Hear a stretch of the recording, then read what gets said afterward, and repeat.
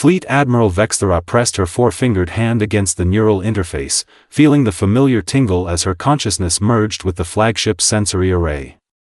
The Dominion fleet stretched before her like a metallic constellation, 17,000 vessels of pure technological superiority. Each ship hummed with quantum processors that could calculate the trajectory of a photon across 3 galaxies. Their plasma cannons could vaporize moons.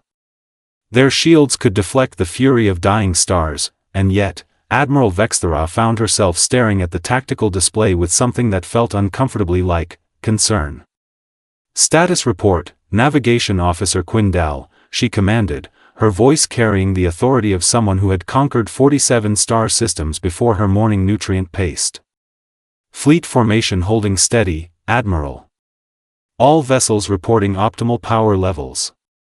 The human homeworld, Earth, remains within our optimal strike range.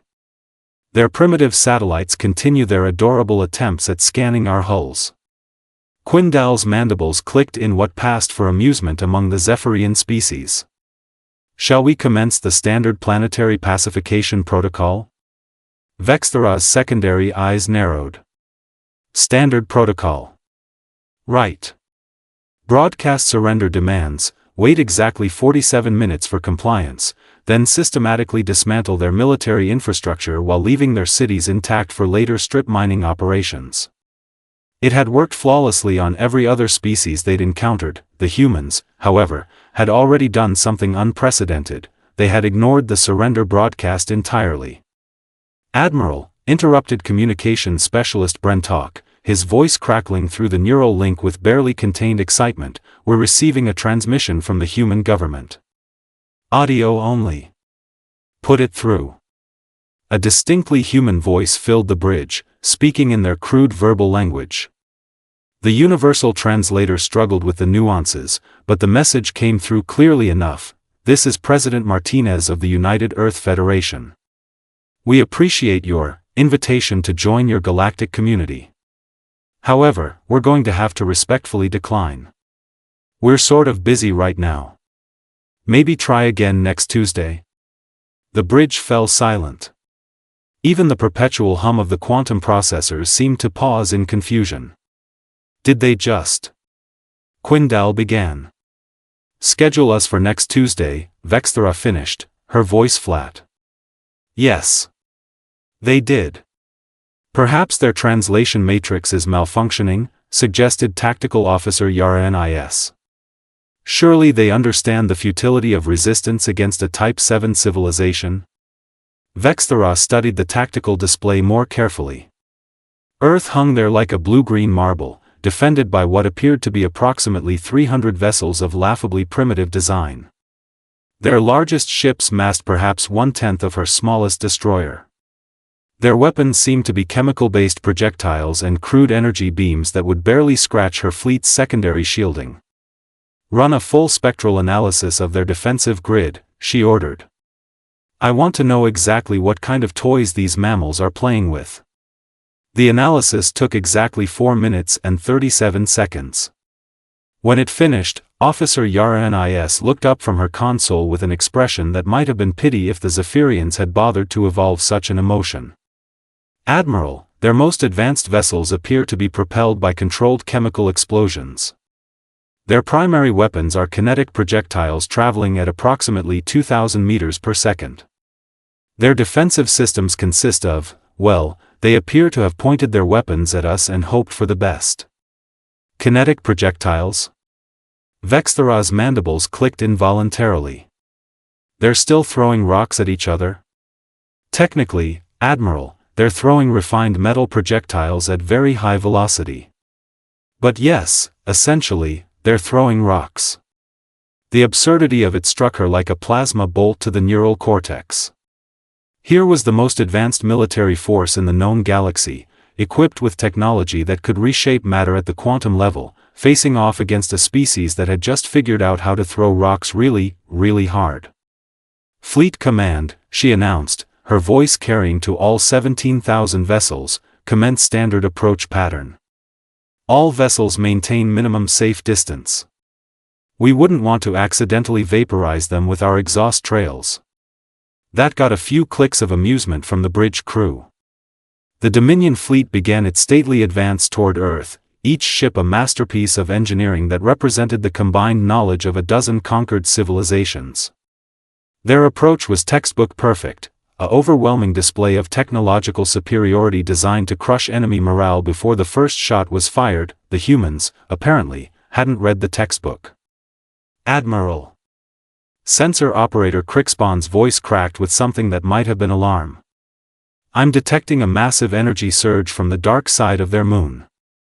"Define massive," Vex'thara said, though something cold was beginning to coil in her stomach. "Approximately, well, it's difficult to calculate, but the energy signature is comparable to a small stellar event. And Admiral, there's something else. The energy pattern doesn't match any known propulsion or weapons technology in our databases." "Show me." The tactical display shifted, focusing on Earth's moon. For a moment, nothing seemed different. Then space itself seemed to wrinkle. Like fabric being pulled tight and then released. The distortion lasted exactly 3 seconds. When it cleared, there was a ship. "By the 7 moons of Proxima," whispered Quindal. "What is that thing?" The vessel emerging from behind Earth's moon was unlike anything in the Dominion's extensive military databases. It was massive, easily dwarfing Vex'thara's flagship, but its design was wrong. Instead of the elegant curves and streamlined efficiency that marked advanced starship design, this thing looked like someone had taken a city-sized chunk of metal and simply decided it should fly. Its hull was a patchwork of different materials, some gleaming, others dark and scarred. Weapon emplacements dotted its surface like a skin condition, and energy reading suggested it was powered by something that made their fusion reactors look like primitive combustion engines. "Analysis," Vex'thara barked. "Working on it, Admiral, but our sensors are having difficulty penetrating its hull. The energy signatures are chaotic. It's like they built this thing by trial and error rather than following any coherent engineering principles." "Mass and dimensions?" "Approximately 15 kilometers in length, 4 kilometers in diameter at its widest point." "Mass is..." "Admiral, if our sensors are correct, that thing masses more than our entire advanced squadron." Vex'thara felt her confidence wavering like a candle in a solar wind. "Weapons analysis?" "Unknown, Admiral. We're detecting multiple energy signatures, but nothing that matches known weapons technology. Some of the readings suggest they might be using controlled fusion reactions as projectile weapons, but that would be inadvisable." "Inadvisable?" "The radiation alone would sterilize their own ship, Admiral. No sane species would design weapons that could kill their own crew." A new voice crackled through the communications array. "Human. Male." Cheerful in a way that made Vex'thara's skin crawl. "Attention, Dominion Fleet. This is Captain Jake Morrison of the UEF Retribution. Just wanted to give you folks a heads up that you're trespassing in Earth's defensive perimeter. Now, we're reasonable people, so we'll give you exactly 60 seconds to start turning those pretty ships around and heading back to wherever you came from. After that, well..." The voice paused, and Vex'thara could swear she heard the sound of someone cracking their knuckles. "After that, we're going to have ourselves a good old-fashioned disagreement." The communication cut off, leaving the bridge in stunned silence. "Admiral," Yara Nis said slowly, "they're giving us an ultimatum." "I noticed that, yes." "Admiral, their single vessel is threatening our entire fleet." "I noticed that too." Should we respond?"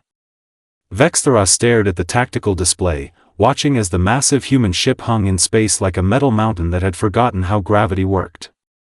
Every instinct screamed that this was impossible. Her fleet could glass planets. Her weapons could crack moons. Her technology represented the pinnacle of galactic civilization, and yet, something about that ugly, brutish, impossible ship made her hesitate. "Open a channel," she said finally. "Let's see what these rock-throwing mammals think they can do."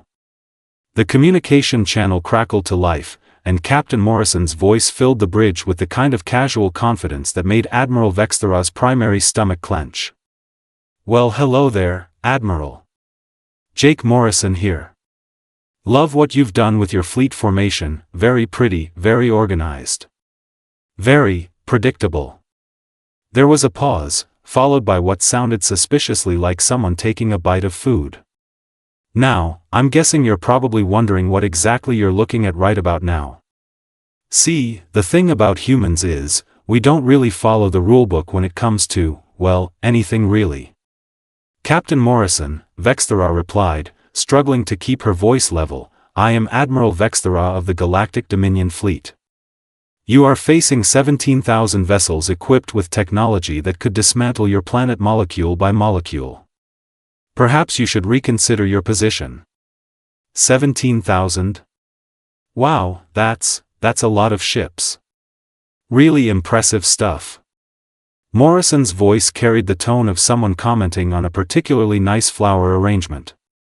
"Tell me, Admiral, how many of those ships do you think you can afford to lose?" The question hung in space like a plasma mine waiting to detonate. "Excuse me?" Vex'thara said. "Oh, come on now, don't be modest. You didn't bring 17,000 ships to intimidate one little backwater planet. You brought them because you need them. Because somewhere in that tactical computer of yours, you've run the calculations, and you know that even with all your fancy technology, conquering a planet costs ships. Costs lives. Costs resources." Morrison paused again, and this time Vex'thara was certain she heard the sound of liquid being consumed. "The question is, how many of your people are you willing to sacrifice for one stubborn little rock?" Tactical Officer Yara Nis leaned over her console. "Admiral, we're detecting multiple energy buildups across their ship's hull. Whatever weapon systems they have, they're powering up." "All of them?" "All of them, Admiral. And Admiral, there are a lot of them." On the main display, the UEF Retribution was lighting up like a festival celebration. Energy readings spiked across the electromagnetic spectrum as weapon after weapon came online. The ship's hull, which had seemed like a chaotic patchwork of different technologies, suddenly made a different kind of sense that it wasn't poorly designed. It was modular. Every section, every seemingly random protrusion, was a different weapon system. And they were all activating simultaneously. "Sensor analysis." Vex'thara barked. "Admiral, I'm reading, this can't be right. I'm reading over 3,000 individual weapon signatures. Everything from kinetic accelerators to, by the void, are those nuclear pulse cannons?" "Nuclear pulse cannons?"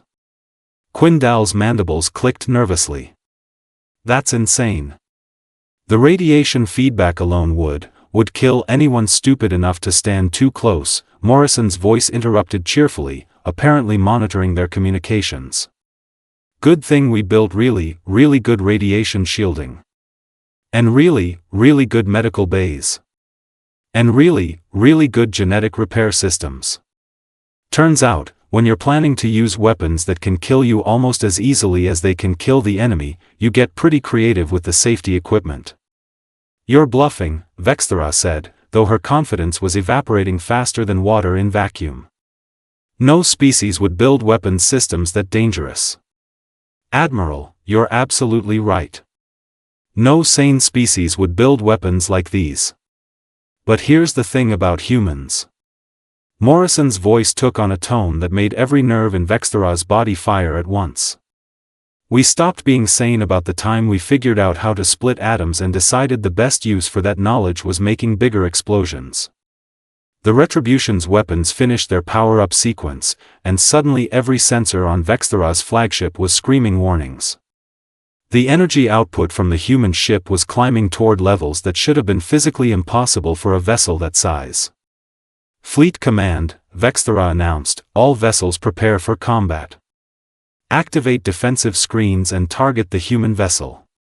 "Oh, Admiral," Morrison's voice carried through the communications array like poison honey, "I really wouldn't do that if I were you." "And why not?" "Because, Admiral, you're thinking like a civilized species. You're thinking about rules of engagement, about proportional response, about preserving enemy infrastructure for future exploitation. You're thinking about fighting a war. The cheerful tone in Morrison's voice disappeared, replaced by something that made Vex'thara's blood run cold. We're not thinking about fighting a war, Admiral. We're thinking about survival. And when humans are thinking about survival, we don't fight fair. The tactical display exploded with new contacts. Not ships emerging from behind planets or decloaking. Ships emerging from Earth itself. Impossible, whispered sensor operator Crixpon. They're launching from underground silos. Hundreds of them. Thousands of them. The vessels rising from Earth's surface weren't ships in any conventional sense. They were missiles. Massive, planet-launched kinetic kill vehicles, each one the size of a Dominion destroyer, each one accelerating at velocities that should have liquefied any crew inside. Unmanned, Yara NIS reported, her voice barely above a whisper. They're all unmanned. And Admiral, they're not just targeting us. They're targeting everything. Every ship, every formation, every support vessel in our fleet. How many? Vex'thara asked, though she wasn't sure she wanted to know the answer. 17,347 missiles, Admiral. One for every ship in our fleet, plus extras. Plus extras, Morrison's voice confirmed helpfully. See, we humans have this saying, if you're going to kill something, you might as well make sure it stays dead. So we always bring backups. And backups for our backups. And sometimes backups for our backups, just to be absolutely certain. Vex'thara stared at the tactical display in something approaching awe. The humans had not only built weapons capable of threatening her technologically superior fleet, they had built enough of them to target every single vessel individually. The logistics alone should have been impossible for a pre-interstellar civilization. How? She asked, not bothering to hide her amazement. How did you build so many weapons so quickly? Oh, Admiral, that's the beautiful thing about humans. We don't build weapons quickly. We build them constantly. See, we've been trying to kill each other for our entire recorded history. War isn't something we do when we're angry. War is something we prepare for every single day, whether we need to or not. It's our hobby. Our art form. Our most sincere expression of creativity. The missiles were accelerating now, each one leaving a trail of exotic particles as their engines pushed them toward velocities that approached a significant fraction of light speed. At that speed, they wouldn't need warheads. Kinetic energy alone would be sufficient to crack any ship in half. We've been dreaming about this moment for centuries, Morrison continued, his voice taking on an almost reverent tone. The moment when someone bigger and stronger and more advanced would show up and try to take our home away from us. And we've been preparing. Building. Planning. Designing weapons that could kill gods, just in case we ever met any. Fleet Command. Vex'thara shouted. Emergency jump protocols. All vessels prepare for immediate retreat. Oh, I'm afraid that won't work, Admiral, Morrison said pleasantly. See, those big fancy engines of yours need a few minutes to spin up for an interstellar jump, don't they? And those missiles of ours will reach you in approximately 4 minutes and 37 seconds. Math's a wonderful thing, isn't it? Vex'thara felt something she hadn't experienced in 3 decades of military service, genuine, bone-deep terror. What do you want? What do we want? Admiral, that's the easiest question you've asked all day. We want you to leave. We want you to take your 17,000 beautiful, advanced, technologically superior ships, and we want you to fly them very, very far away from our little blue planet. And then we want you to tell everyone you meet that Earth is off limits. That the humans are crazy enough to build weapons that can kill them just as easily as they can kill their enemies, and stupid enough to use them. The missiles were halfway to their targets now, moving fast enough that their passage through space was creating visible distortions in the cosmic background radiation. "And if we leave?" Vex'thara asked. "If you leave, those missiles will detonate harmlessly in empty space, and you can go back to conquering civilizations that fight fair. If you don't leave." Morrison paused, and when he spoke again, his voice carried the weight of absolute certainty. "Well, Admiral, I hope you've made peace with whatever gods your species worships, because you're about to meet them." Vex'thara looked around her bridge at the faces of her crew. Officers who had served with distinction in dozens of campaigns. Warriors who had never known defeat. And every single one of them was staring at the tactical display with the same expression of horrified recognition. They had encountered something unprecedented in their centuries of conquest, a species insane enough to threaten mutual annihilation rather than accept subjugation. "Fleet Command," she said quietly, "initiate emergency retreat. All vessels, maximum speed, any heading that takes us away from this system." "Wise choice, Admiral," Morrison's voice followed them as the Dominion fleet began its panicked withdrawal. "Oh, and Admiral? Next time you're thinking about conquering a species, you might want to ask yourself one important question first." "What question?" "Are they crazy enough to win?" The last thing Admiral Vex'thara heard before the communication cut off was the sound of Captain Morrison laughing. Not the laugh of someone who had won a victory, but the laugh of someone who had been genuinely looking forward to the alternative. As her fleet jumped to safety, leaving the Sol system behind, Vex'thara made a mental note to update the Galactic registry. Next to the entry for Earth and humans, she would add a simple warning: do not engage. Species exhibits extreme defensive psychosis and weapons-grade insanity. Approach at own risk. Some planets, she reflected, were simply not worth conquering, especially when the natives were crazy enough to build doomsday weapons as a hobby.